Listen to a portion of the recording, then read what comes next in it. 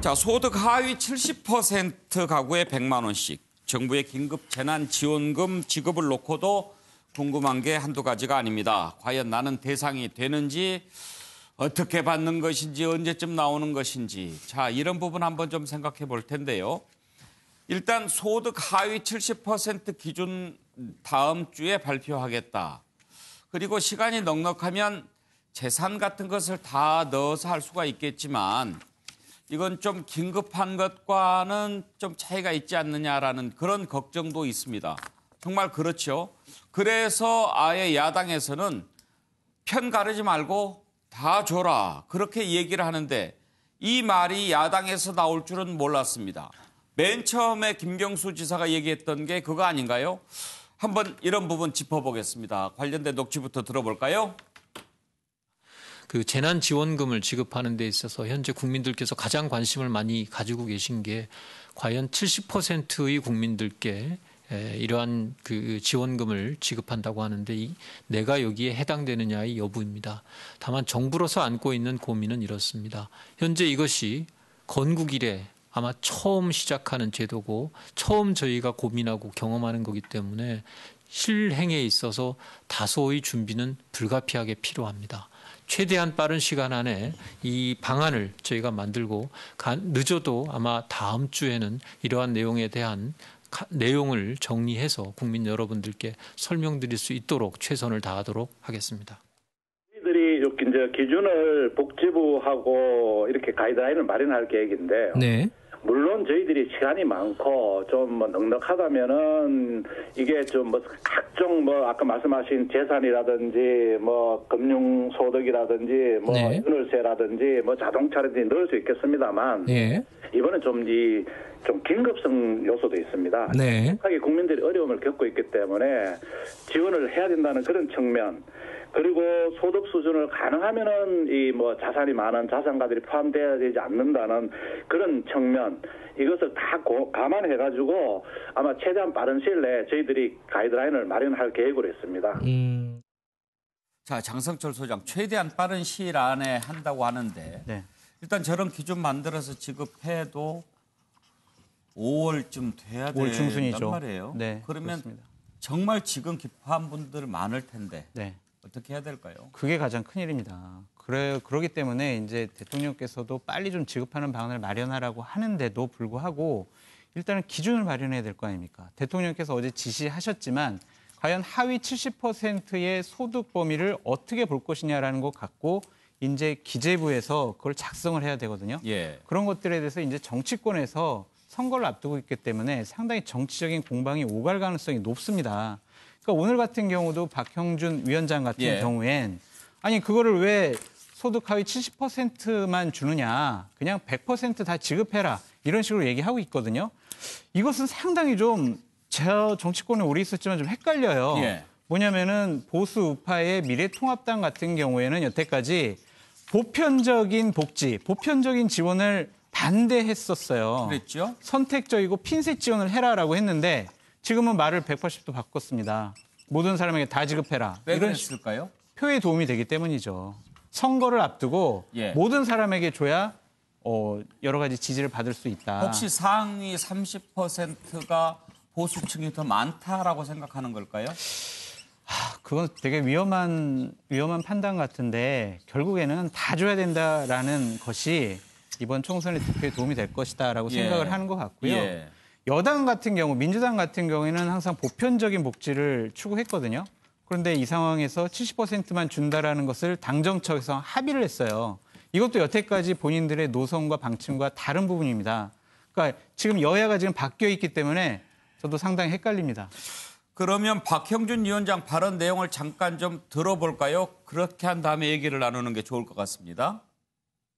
재난지원을 위해 70% 가구에 40만 원에서 100만 원까지 지급하겠다는 정부 발표가 있었습니다. 발표가 나온 이후 전후 여러 기사들과 상황을 점검해 보니까 참 한심하기 짝이 없었습니다. 어제 정책이 명백히 총선을 겨냥한 매표 욕망에 의해 결정되었다는 것입니다. 총선 앞두고 돈 풀기로 표 구걸하겠다는 것 아닙니까?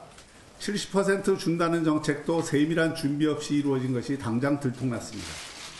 70% 경계를 어떻게 설정할지 대책도 없이 발표해서 사이트가 마비될 만큼 혼란이 일어났습니다. 자, 최정 교수 일단 박형준 위원장이 총선 앞두고 정부가 돈을 푸는 것 신경이 좀 쓰이긴 할 텐데. 그렇죠. 그러면 다 줘라. 그것은 원래 반대했던 내용 아닙니까? 그러게요. 그래서 상당히 조금 헷갈리는 측면이 있는데요. 일단 지금 이 미래통합당 지도부의 생각은 그런 것 같습니다. 제가 지금 판넬에 이렇게 썼는데요. 지금 사실 이 지금 감염병 사태라는 것 자체가 말 그대로 제가 맨 위에 쓴 전대미문이거든요. 그 전에는 한 번도 우리가 들어보지 못했던 그러한 사상 초유의 일이기 때문에 아마 정부 입장에서는 진짜 완전히 새로운 방식의 접근법이 필요하다. 그렇기 때문에 사실 이 지금 4인 가구 같은 경우는 하위 70% 그러니까 이 소득의 그 가구한테는 지금 돈을 다 100만 원씩 주겠다는 거 아닙니까? 이건 말 그대로 전대미문인데 문제는 지금 야당 입장이 초창기 생각인 것 같아요. 제가 밑에 쓴 거는 전대 구를 전자에 빌려줄 때잖아요. 전대란 말 자체가 빌리거나 꾸은 돈을 다른 사람에게 빌려주는 것이거든요. 지금 이제 있는 이 지금 그 정부가 지급하려는 돈 자체가 어떻게 보면 사실상 어떻게 보면 후세대에게 부담을 지우는 빚을 지우는 그러한 식의 방식이기 때문에 이 제가 처음에는 미문 아름다운 이야기는 아니다. 오히려 말이 안 된다는 식의 생각을 접근을 갖고 있었던 것이죠. 그런데 지금 현실적으로 지금 사실 야당 입장에서도 보면 앞서 제가 처음에 이야기했던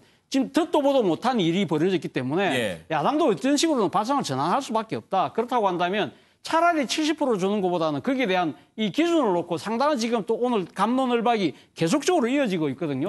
그렇다고 한다면 차라리 그럼 다 주는 게 낫지 않을까. 그러면서 본인들의 이 나름대로 사상적 기반, 철학적 기반 자체를 지금 완전히 180도로 바꾸는 그런 이러한 정치적인 하나의 결정이 급격하게 변하는데 저는 이 바탕에는 그런 것도 있는 것 같아요. 이 지금 사실 어떻게 보면 미국의 보수 정권이라고 있는 공화당이 지금 우리보다 더 많은 재정적 지원을 지금 하고 있지 않습니까? 이러한 부분들도 이 지금 작용하고 있는 것이 아닐까. 그래서 일단 보수 정파 입장에서는 자신들이 갖고 있는 이 기본 철학이 지금 흔들리고 있는 상황 때문에 이러한 이 조금 흔들리는 그런 모습으로 나타나는 것이 아닐까 생각이 듭니다. 소적 변호사, 그러면은 그럴 거면 다 줘라가 어느 쪽에 방점이 있습니까? 그러지 말라는 겁니까? 정말 다 줘도 좋다는 얘기입니까? 당연히 이게 제가 보기에 두 분이 박형준 교수의 뜻을 저는 곡해하고 있다 봐요. 두 분이라면 누가요? 우리 성선 소장님하고 차재현 교수님이 그분의 그걸 전문을 다 봐야 돼요. 전부에게 100% 다 주는 게 좋다 이 뜻이 아닙니다. 그러기에 정부 정책을 표를 매수하는 포퓰리즘을 비판하면서 원칙이 없다는 걸 강조하는 거예요. 제가 판넬에 적었잖아요. 돈을 주는 게 두 가지 성격이 있는 거예요. 첫째는 이게 재난 기본소득으로 볼 거냐, 아니면 이게 그냥 지원금으로 볼 거냐. 재난 기본소득의 개념 뭐냐면 100% 국민 다 주면서 동일하게 주는 거예요. 모든 국민한테 $1,000씩 뿌리버린다. 이런 게 재난 기본소득의 개념입니다. 그리고 이제 재난 지원금의 개념은 그게 아니고 피해 정도에 따라서 차등해서 핀셋으로 피해 본 사람한테 지원해 주라. 이게 성격이에요. 근데 이번에 정부가 낸 거는 이것도 아니고 저것도 아니고 죽도 밥도 아니에요. 그냥 이게 70% 100만 원씩 일률적으로 주면 성격은 기본소득 같은데 또 이게 100% 다 주진 않잖아요. 그럼 이게 70%를 소득으로 자를 거냐, 아니면 이게 재산을 고려해서 자를 거냐, 어떻게 자를 거냐 말이에요. 따라서 이게 그 정부 방침이 졸속으로 철학과 원칙이 없다. 이걸 박형준 교수는 비판한 거지. 지금 야당에서 이게 전 국민 100만 원 다 주라. 이거는 방침이 아니란 말이에요. 아니 근데 국민 편 가르지 말고 차라리 다 주는 게 낫다라는 얘기를 분명히 했잖아요. 했죠. 그게 재난 기본소득이라면 제 말은 지금 70% 잘라주는 건 최악의 방침이고 차라리 재난 기본소득으로 본다면 미국처럼 아예 100% 동일하게 다 줘버리라. 이게 박형준 교수의 지적이란 말이에요. 장 소장이 곡해했습니까? 예, 저는 그렇게 보는 거예요. 그러니까 다시 보면 이게 박형준 교수는 현 정부 방침이 이것도 아니고 저것도 아니. 왜냐하면 성격이 모호하다는 거예요. 재난 기본소득이면 100% 다 주는 게 맞고 그게 아니고 이게 재난 일반 지원금이면 피해 정도에 따라 차등해서 주는 게 맞는데 지금 이게 70%를 잘라서 100만 원씩 주니까 그럼 이게 둘 중에 어디에 해당되느냐 이런 게 비판이거든요. 예, 현근택 대변인. 네, 지금 서정 변호사가 기본소득은 다 주는 거고 지원금은 다 주는 게 아니다라는데 그거는 그렇지 않은 거고요. 현재 물론 이제 그런 용어로 통용은 되고 있지만 원래 이제 기본소득이라는 용어나 지원금이 그건 아니고요. 어쨌든 논란의 핵심적인 게 말씀하신 것처럼 전부 줄 거냐 아니면 차등해 줄 거냐 그 논란의 핵심은 남는 건 맞아요. 근데 어쨌든 지금 여러분들이 지적하다시피 70% 그러니까 기준이 뭐냐 그 부분은 사실은 저도 뭐 쉽지 않은 문제라고 봅니다. 왜냐하면 이게 소득 기준으로 하고 있는데 150% 기준으로 하고 있으니까 한 700만 원 정도로 보나 봐요. 4인 가족. 근데 여러 가지 또 문제점이 생깁니다. 왜냐하면 맞벌이 부부인 경우에는 소득이 많고 또 자산은 많은데 소득이 적은 분들이 있거든요. 이렇다 보니까 얘기가 나오는데 저는 아마 이 결국은 총선 끝나고 지금 정부에서 잡은 예산은 한 9조에서 10조 정도 잡고 있는데요. 아마 2차 추경으로 할 수밖에 없습니다. 그러면 총선 이후에 어쨌든 4월 국회에서 처리를 할 수밖에 없는데 저는 물론 실제 어떤 기준안도 만든다고 했습니다만 그 이후에 지금 만약에 야당에서 조금 더 진전된 의견이 나온다 말 얘기처럼 이걸 목표적으로 할 수 있는 거 아니냐 이런 얘기 나온다 그러면 바뀔 여지도 있다고 보거든요. 그렇게 본다 그러면 저는 충분히 논의할 의지가 있다고 보는데 지금 말씀처럼 박형준 위원장 얘기처럼 이걸 총선을 앞둔 뭐 표 구걸이다 이건 아닌 것 같아요. 미국도 지금 뭐 여야 합의로 하고 있지 않습니까? 미국도 대선 앞두고 있는데 그런 얘기 안 나옵니다. 제가 보기에는 급하기 때문에 하는 것이지 이게 총선을 앞둔 뭐 표 구걸이다 이렇게 비판할 거리는 아니라고 봅니다. 예. 저도 뭐 같은 생각인데요. 지금 사실 앞서 제가 전대미문이라는 표현을 썼습니다만 사실 그만큼 지금 상황이 심각하기 때문에 아마 이 총선에서 유불리를 따져서 이렇게 접근하는 정파에 대해서는 아마 국민들도 대충 다 판단하실 수 있을 거예요. 그렇기 때문에 그건 아마 표로서 응징을 할 거라고 보고요.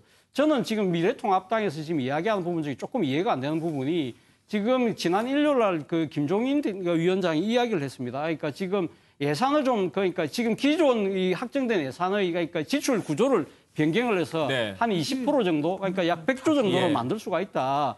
그 이야기를 하시는데 그게 실제 가능할 수 있을 것인가? 어제 지금 정부가 내놓은 이 지금 재난 이 성격의 이 지원금에 대해서 지금 그 기존 예산의 그 지출 항목을 바꿔서 한 8, 9조 정도로 만들 수 있다고 하거든요. 그게 아마 기획재정부가 생각하는 최고의 수치가 아닐까 생각인데 과연 그렇다고 한다면 그의 10배가 되는 100조를 어떻게 만들 것인가?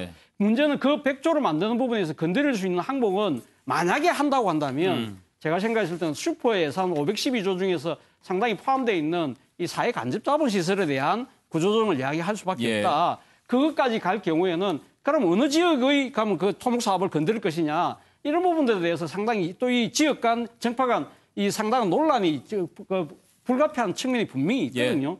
그래서 그런 부분들에 대해서 가면 지금 통합당은 그럼 이 기존 예산 중에서 어느 부분 손댈 것인가에 대해서 구체적인 부분을 저는 좀 제시할 필요가 있다.